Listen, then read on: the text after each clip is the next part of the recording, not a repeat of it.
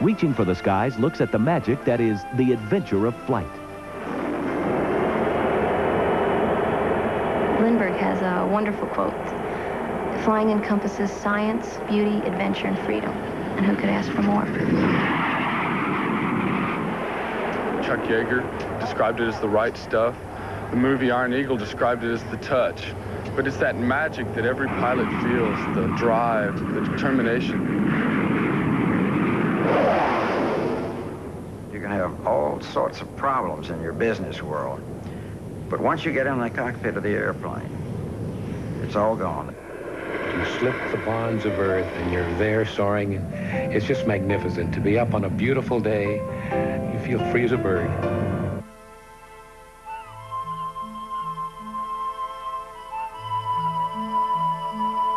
Man has dreamed of flying since he first saw a bird catch the air's currents and soar.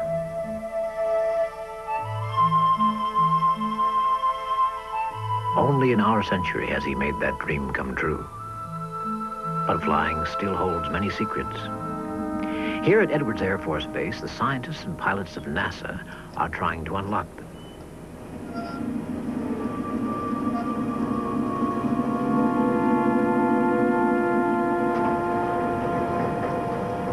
Their job is to find ways of improving aircraft. They are probing the limits of aeronautical knowledge, trying out tomorrow's technologies to solve today's mysteries. Another aspect of the great adventure of flight. Randy, move the roll stick to the right decant and hold. Okay, release.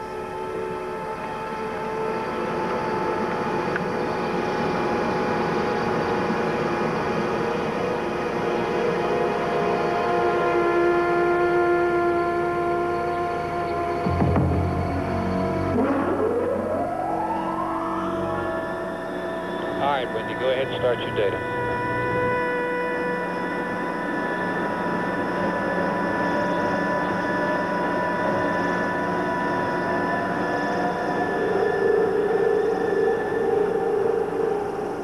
But what begins on a computer will end up being tested by people. At the sharp end of the latest research project, the X-29, is test pilot Steve Ishmael.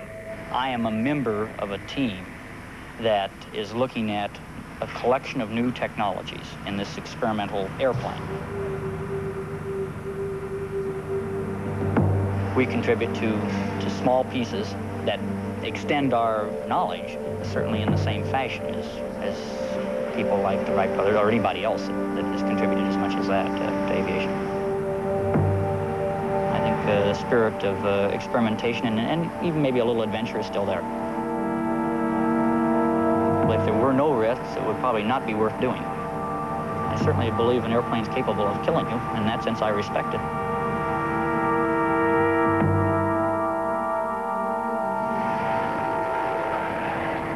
For 40 years, Edwards has seen men and machines pushed to the limits. Progress demands a price, and in flying, it is often paid for with the lives of the pilots who test experimental aircraft. When I came here almost 30 years ago, test flying truly was a risky business. And I think right here at Edwards in those days, we probably had one aircraft accident a month. And now if we have one accident a year, it's been a bad year. In the olden times, test pilots didn't see any need to take care of themselves because none of us thought we were going to live to be 30. Scott Crossfield was the first test pilot of the X-15. He believed that the danger was an acceptable risk. Risk is probably the only source of progress, of getting somewhere. And certainly we recognize that here. Every man that came to this country 400 years ago took a huge risk. And look what's become of it. All of history, we have really made the gains that we've made by taking risk. In our technical history, the risk has been the risk of life, risk of property, risk of resources, risk of money. The pilot who tested this experimental flying wing was Glenn Edwards. It crashed and he was killed. Edwards Air Force Base is named after him, and its street names honor other pilots who died. I can look at every street out here and tell you exactly how they got killed. 9 times out of 10, I was watching them.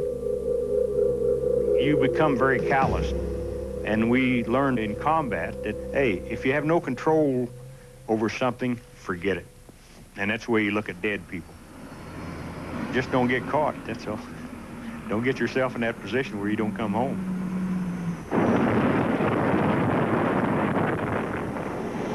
You learn a few things, how instinct pays off when you're in a semi-conscious state and tumbling in an airplane with tremendous G loads, high cyclic rates, and that's what you're trained to do as a test pilot. So we spin airplanes all the time. That's part of our job. The way most movies depict a test pilot who's getting ready to die, he's talking, you know, and he's running around the BS, man, you don't do anything like that. You don't talk because that's a waste of time. And you don't run around the cockpit, that's a waste of time. You concentrate on saving your neck. That's what you do. And whatever is necessary to try to save yourself, that's what you do. And that don't include talking. So what Hollywood's idea of, you know, what goes on in the guy's mind the last few minutes and his life flashing, that's a bunch of crud.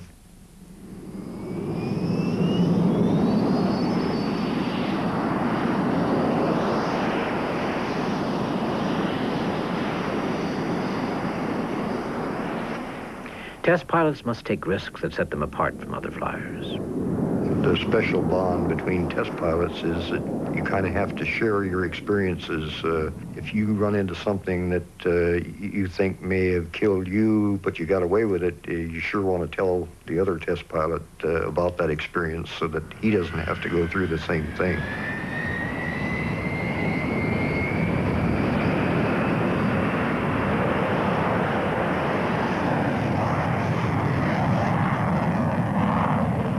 There's a desire to try and improve airplanes, try and find out what their limitations are so that the rest of the guys all have that information. On the other hand, I think there's probably an inner desire to fly the new and the fast and exotic airplanes, and test pilots get to do that first.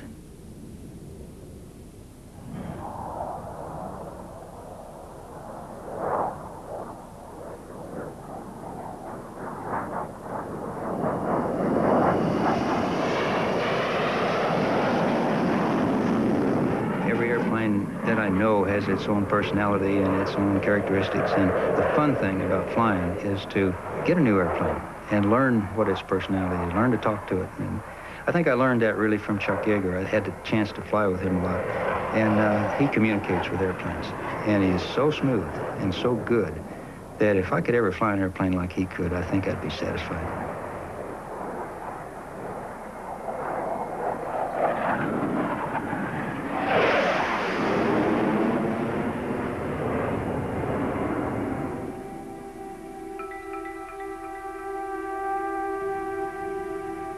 For all its risks, test flying keeps a hold on the pilots who do it.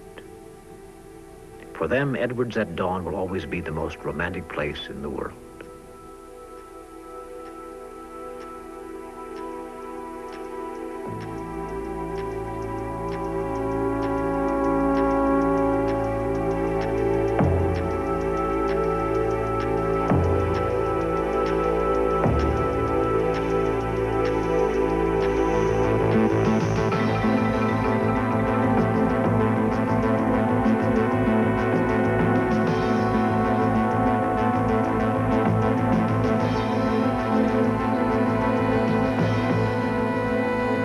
I don't think there's a pilot alive, certainly not a guy that's been in test flying that has been through Edwards that just wouldn't give anything to go back there and have another tour. It really represents the ultimate in the flying environment. The weather is good, the dry lake beds around the area provide you all kinds of emergency landing areas. But just the atmosphere, the air that's there, the motivation of all the people there to really keep poking and probing and finding new things, finding where the limits are on airplanes. And it's an environment that is just ideal for a pilot.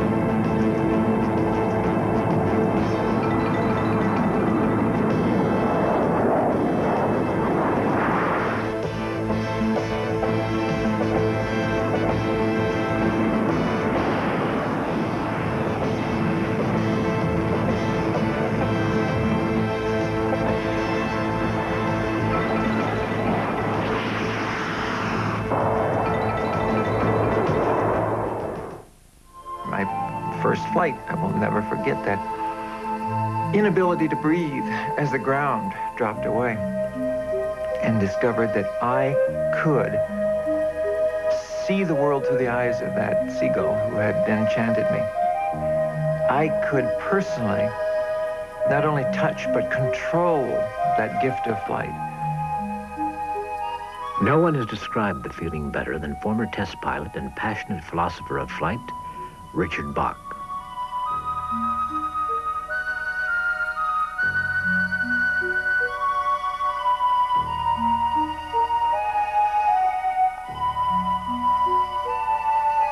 Flying has always been to me this wonderful metaphor. In order to fly, you have to trust what you can't see. Up on the mountain ridges where very few people have been, I've thought back to what every flyer knows, that there is this special world in which we dwell that is not marked with boundaries. That's not a map.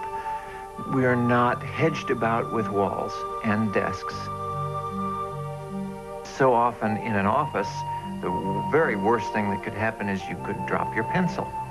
Out there, there's the reminder that there are a lot worse things that can happen, and there are a lot greater rewards. The sky is not man's natural element. In its defiance of Earth's gravity, flying an airplane must always be something of an adventure. Those who embark upon it are joining an elite club, a brotherhood of flyers. To follow that Cessna 195, you cleared the runway 36 right. And 36 right, you cleared the land. Right. Taxi that long easy down there. We'll get him out of the way. You're behind by at least 3,000 feet. Give me good space all the way in. I need the base leg in tight so the car can pick you out on the base leg with your tight for the landing sequence. Okay, everybody stand by the left down. Black one towing a Voyager. I think I was cut out last night. It's on the left side, heading to the 36. The airport, I like going for my 36. Car 126.6, please. Block 1, I touched down. Starting to move with the Voyager. Block 1, okay. All aircraft off into the grass. A left turn into the grass, please. Into the grass. Oshkosh, Wisconsin, the private flyer's paradise. 15,000 aircraft fly in to take part in the greatest air show on Earth. For 1 week each year, it becomes the world's busiest airport. Nearly 1 million people come to the event, drawn by a passion for aircraft. It's celebration, supermarket, and circus all rolled into one. And the climax is flying.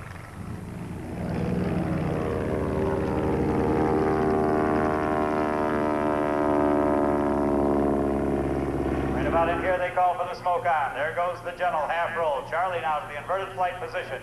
His B.F. Goodrich aviator tires pointing up towards the sky.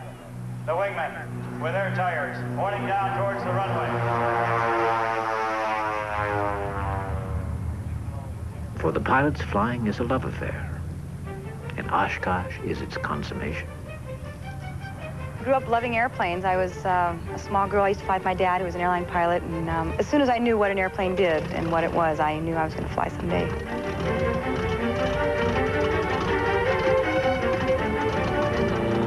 You know, it's not so much of flying in front of crowds. I love the people. There's no question about that.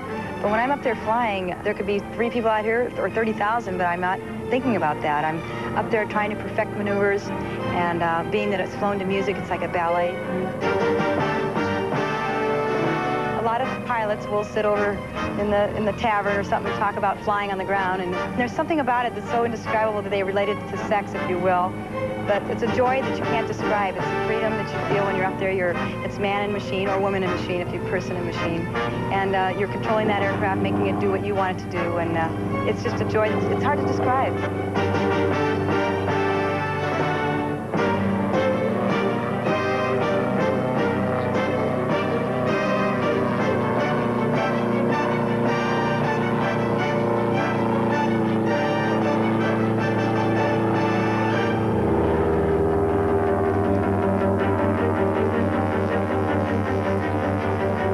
Common bond that bonds every aviator is Well, it's been described in many ways. Chuck Yeager, in his book, described it as the right stuff. The movie Iron Eagle described it as the touch. But it's that magic that every pilot feels, the drive, the determination.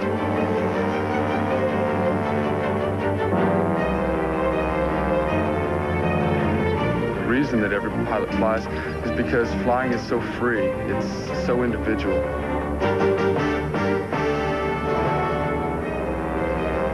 Pilots recognize that magic. They recognize that in each other, and it's what does bind every aviator to himself. It struck me when I was first taking flying instructions that flying and playing a musical instrument are very similar because you're balancing a lot of things at once and thinking about a lot of things. And I think that did help me with my flying.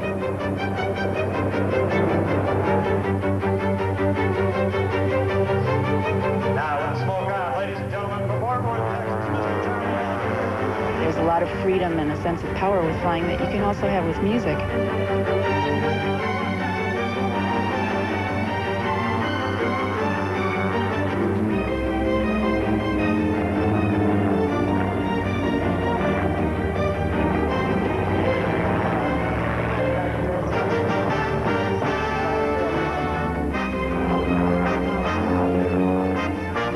I remember the first year I was in a big symphony orchestra, the conductor of the time, Joseph Cripps, a very famous European conductor, said he wanted us to play as if we were escaping up into heaven, and he threw this wonderful, grandiose gesture up to the top of the music hall. And I even remember thinking then that that was the same gesture I would have used if I was trying to describe what flying felt like.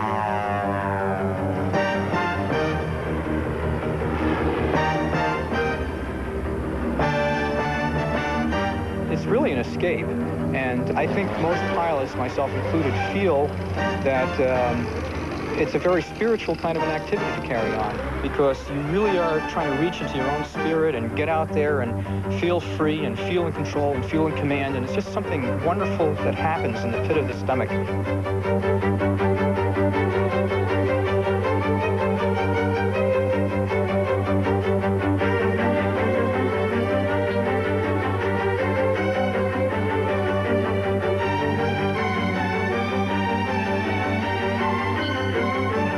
Pilots are like birds. Where else can you get a chance to soar out there and experience the earth from above and feel that somehow you're beyond all of that humanity? You've got a kind of a special thing there, and every pilot has that knowledge that they feel that way, and so therefore it kind of brings us all together. We're a family. They're very, very special people, and I think that every pilot has a twinkle in their eyes, the special knowledge that they get from flying, the special feeling they get. And it's fun. It's just plain fun to fly.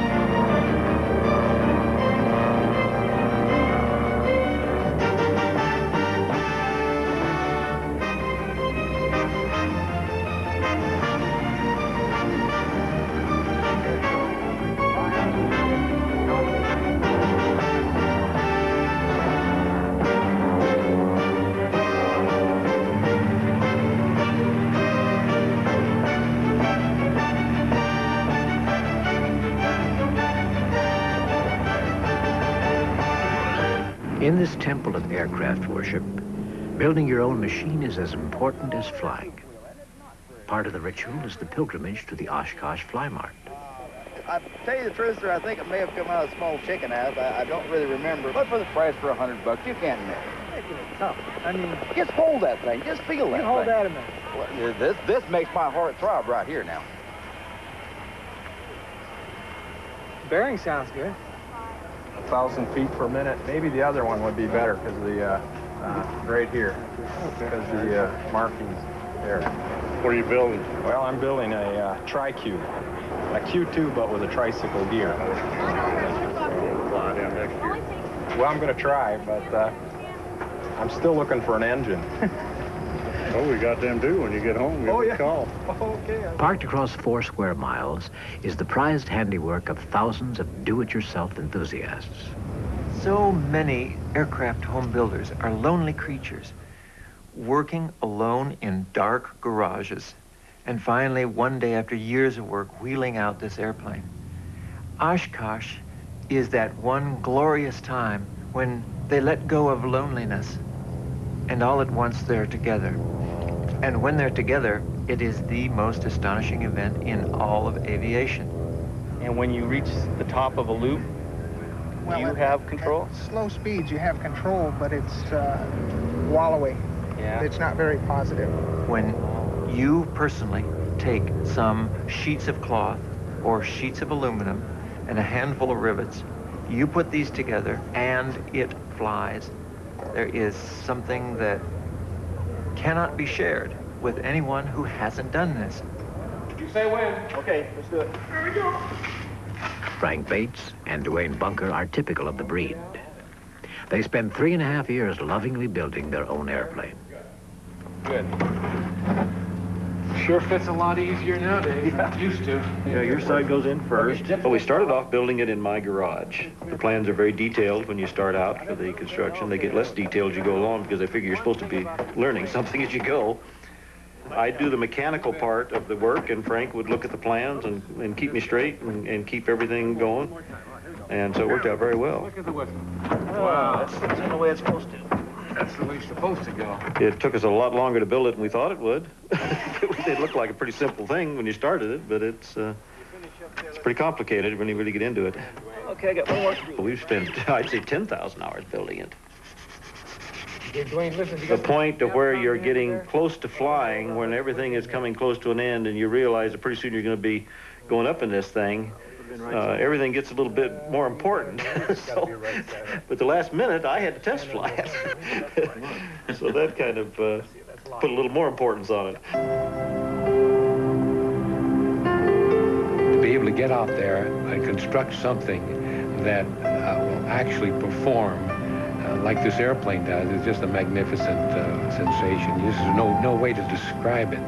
When you take that airplane and give it the power, give it the throttle, roll down the runway and pull back on the stick, and by George, she lifts, she flies.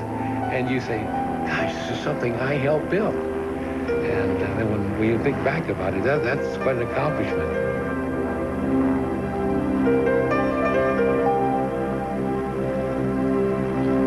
Well, like Dwayne said, it's a chance to show off. It's graduation day, it's the coming out party, it's the debutante's ball, and you've got this beautiful thing that you want to display, and you're very proud of it. To me, it's a therapy. It's a cleansing of your soul. You get up there and cloud dance, and it's just unfettered. It's a tremendous feeling of freedom. And as I told my wife, it's certainly better than an adolescent, far cheaper. Slip the bonds of earth, and you're there soaring. It's just magnificent to be up on a beautiful day, a beautiful country, flying. You feel free as a bird. Something we've always dreamed of is coming to Oshkosh to see all these other crazy people. Crazy people they are, too. But to bring your plane to Oshkosh after you've worked on it for 3.5 years to build it, and then to compare it with the other builders and see how your plane stacks up against the others. And the joy of being able to do that, to accomplish it, is just unbelievable.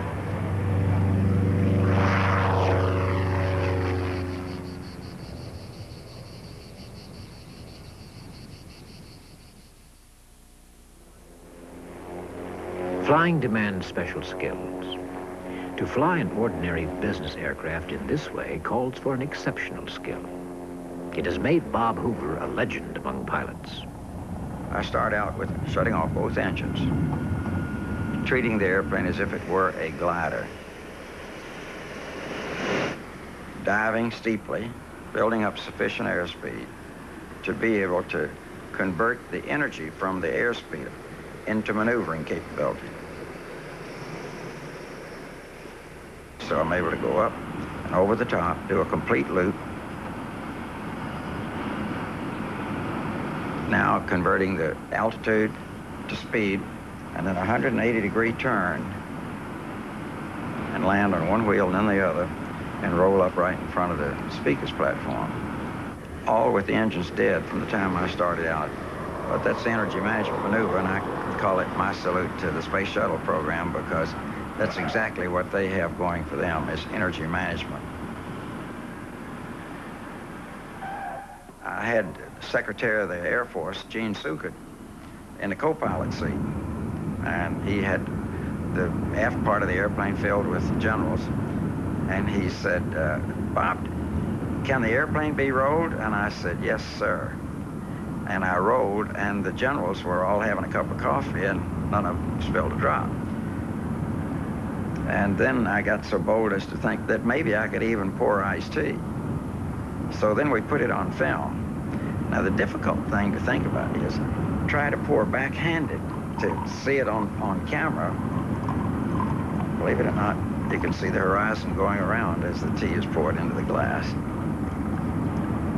I don't think I possess any skill that anyone else doesn't have.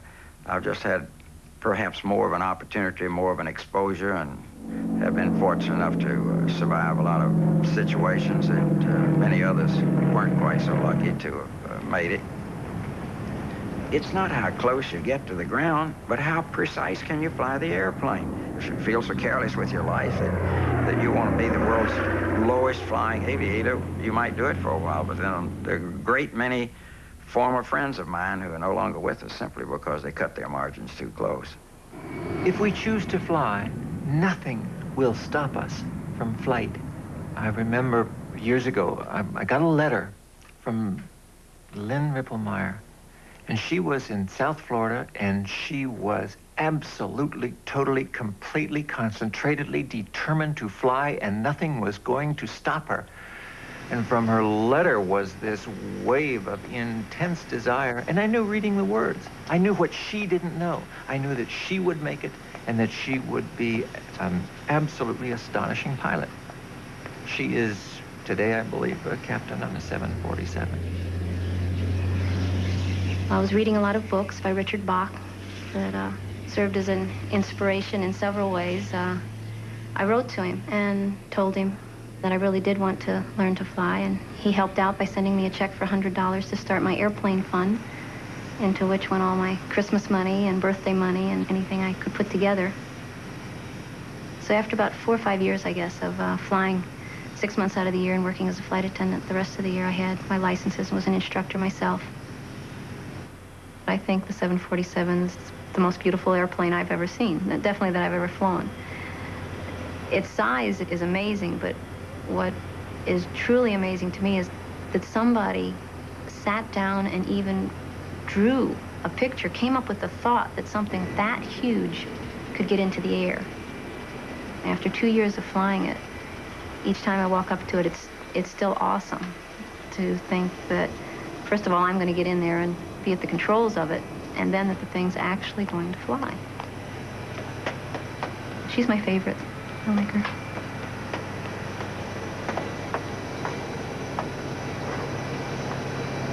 I think any 747 captain gets a real charge out of being in command of that kind of airplane.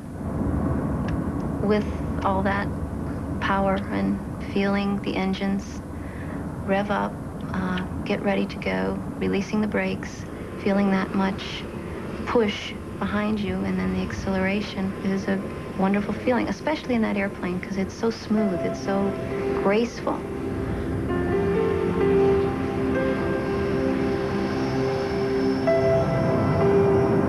Maybe she is the ultimate airplane. Most of the airlines have that as the airplane that the more senior people fly, which means she's the favorite.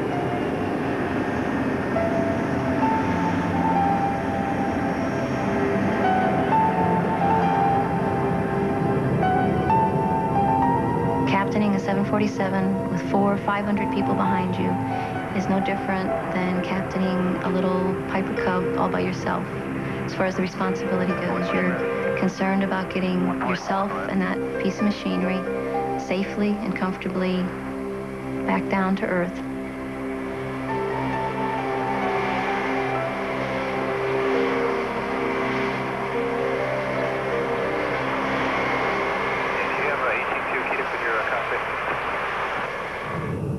Maybe years ago, with the airplanes as heavy as they were, cable controlled, there was a need for a physically strong person, man, to fly that airplane. But that's 40, 50 years ago. Since the use of hydraulics, and especially 2 and 3 people in the cockpit, that macho-ness is no longer needed. And along with it, maybe that macho attitude of, I'm going to do this by myself. What we have often termed as the right stuff is not what you want in a commercial airplane with a team of people at the controls.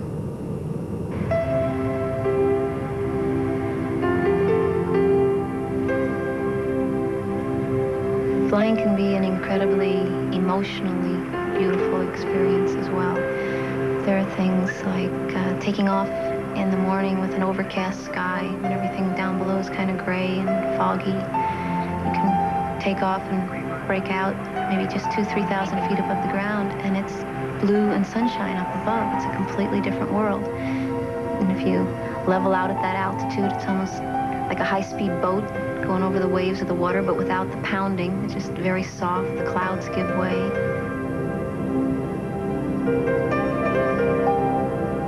Imagine being in your office or in your home and having 3 walls of a room that you can see out, and through those windows you get to see the coastlines, the mountains, the farmland, sunrises and sunsets, cloud formations, and that window is 7 miles above the ground. And that's my workplace, that's my office.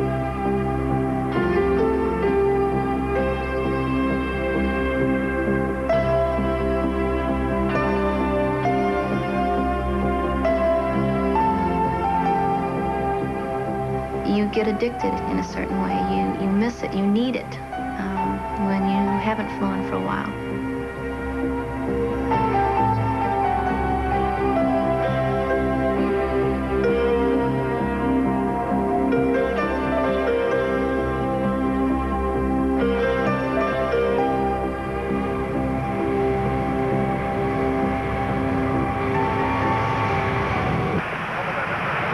I had the opportunity to take both of my grandfathers up in an airplane and realized that nobody in their generation had ever seen what you can see from an airplane, from getting off the ground.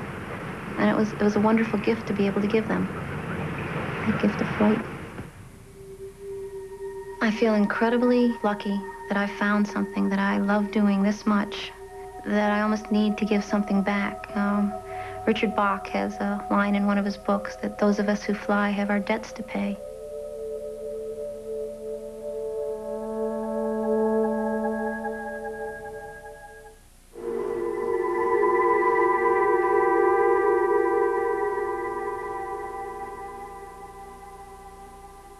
When the teams at the frontiers of aviation science have done their work well, this is the sort of aircraft that emerges. Concorde.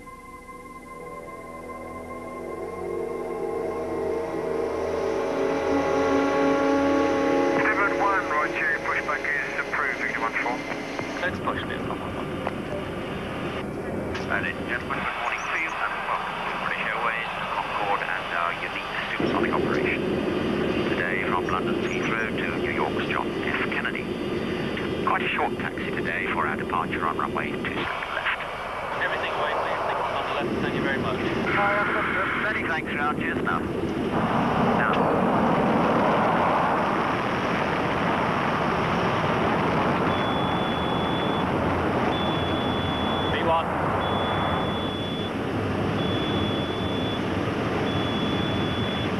Rotate.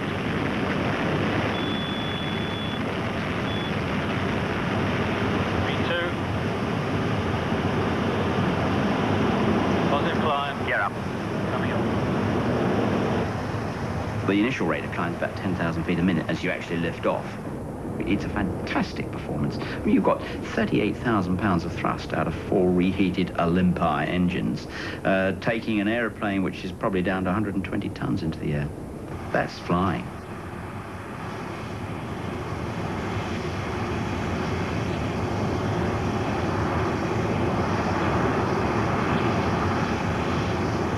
The aeroplane is just like flying a fighter. Very precise, very sensitive to handle.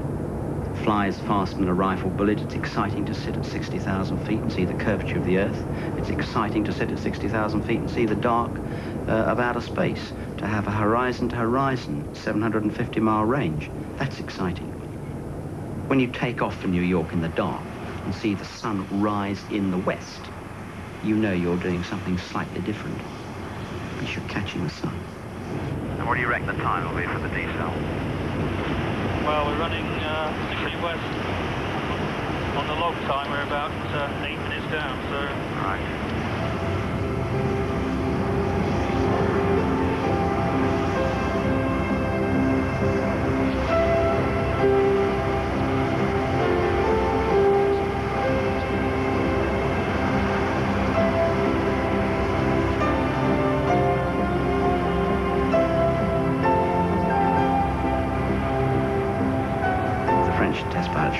Who sadly is now dead, said, Brian, I'll show you that Concorde can do a complete barrel roll. And I said, come on, you're pulling my leg. He said, no, we'll do it. And so he climbed up to 15,000 feet, 350 knots, 10 degrees of pitch angle, and he did a complete barrel roll in it, just keeping positive G on all the way over. He said, I've been one way, Brian, you better unwind it. So I had to take it back the other way. And that, to me, was one of the most exciting things, because it showed me what Concorde could do. We don't do it with passengers on, of course, but the confidence that it gave me, not that I needed any more in the aeroplane, was enormous. To know this magnificent ship could actually turn upside down and continue perfectly safely. Nothing fell off, no red lights, no instruments toppling, nothing. To me, it is the epitome of excellence in aviation.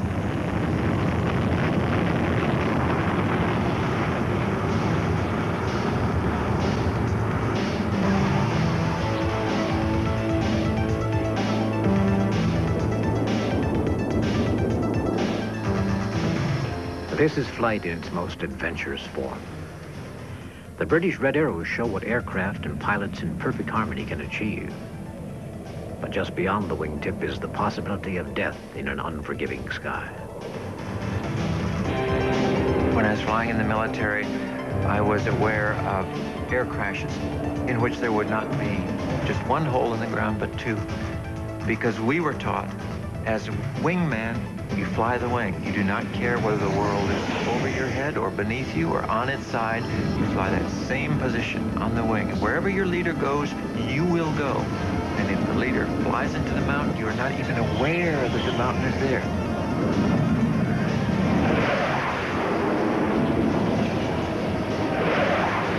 Your only world is that cockpit floating out there 26 feet away from you. That wingtip, a foot and a half or 3 feet from your own fuselage. That bond of trust exists there, and it doesn't exist with anyone else who hasn't had that experience.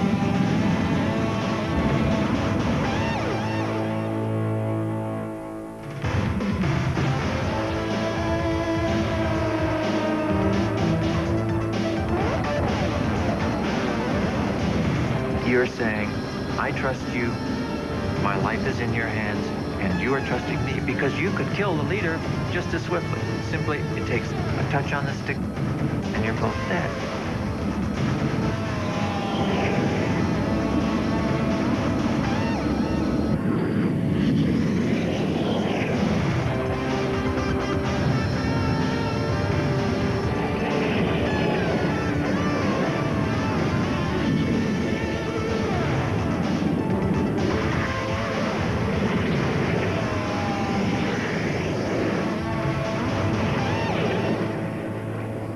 Danger and delight, the delicate balance that lies at the heart of flying's attraction. For the Italian display team, the Frecce Tricolore, one tragic day in Germany, the balance tipped. Earlier, their delight in flying had reflected the feeling of every pilot, brushing aside all thoughts of danger. 2 months later, 3 pilots would be dead. To be with the Frecce Tricolori, live with Frecce Tricolori, is an adventure every day. It's something you dream about when you're a kid, something you think you'll never do because it looks so difficult. But then when you finally do it, you finally make it, and you're doing it, it's one of the most exciting experiences in the world. When I fly, I think like a bird. I feel free. I think if I'm born again, I want to live again this experience.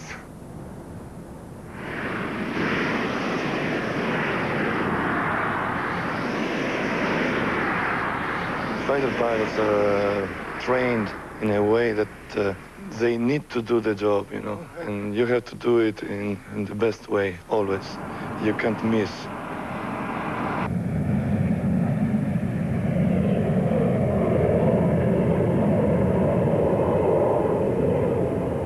You're trying to get the perfection out of your flying, so it's more, you know, like you act as an artist more than as a pilot. I think you do something very close to the limits, your limits and plane's limits, but I don't think I do something dangerous.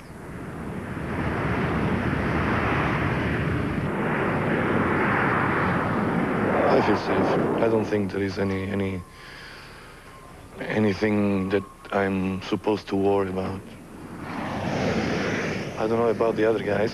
I'm thinking that these things will happen always to someone else, not to me, you know. Every day when I fly, I'm never happy about my job, what I did in the plane. And every day I think I can do better. On the 28th of August, 1988, in Ramstein, West Germany, the Precision faltered for a moment, and delight turned to disaster.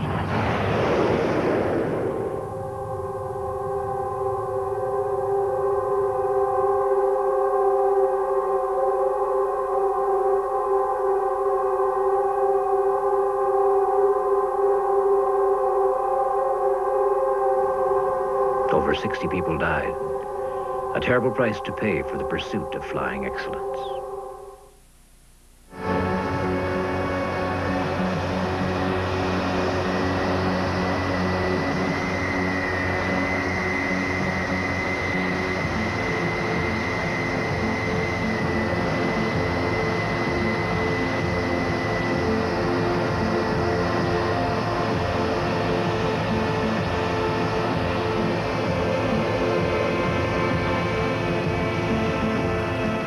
All adventures bring risk, but without risk, there's rarely reward. From the earliest times, we've understood that. Icarus, in Greek mythology, flew too close to the sun and died for his presumption.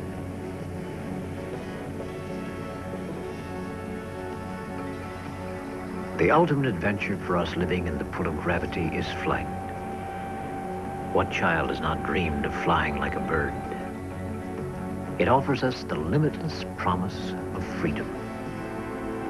This century has started to fulfill that promise. Because if few have taken the risks of flight, we all can share the rewards. In 1903, 2 brothers flew. Now the adventure is shared by many. What began as a 90-yard hop has brought man to the very edges of space. At last, we have shaken off the surly bonds of Earth and are reaching for the sky.